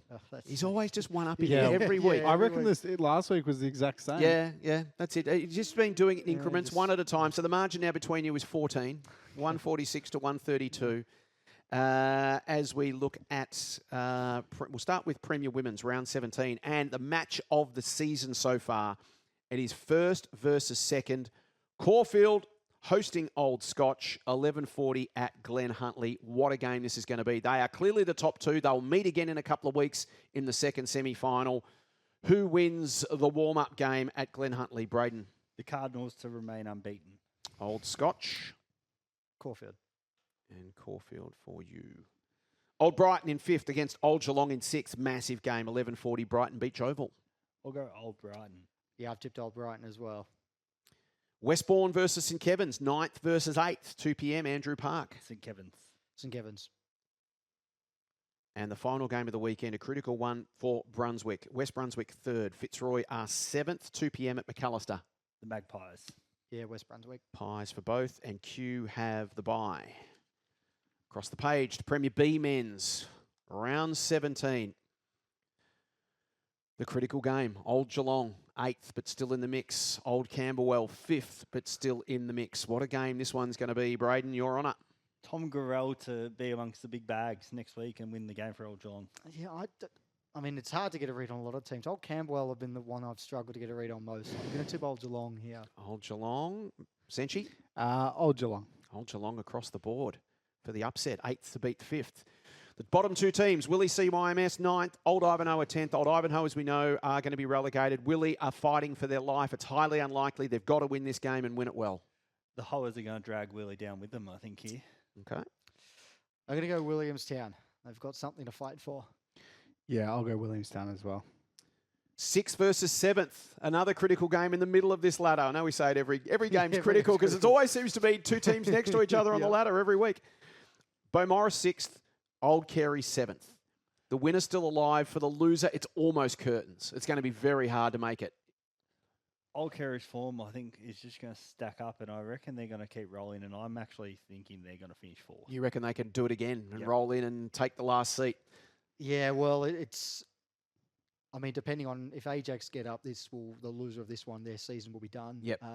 I'm just going to ride with Beaumaris. I still have enough faith in them. I'm going to tip them here. Yeah, Beaumaris for me as well. OM's in 3rd against Collegians top. The Lions.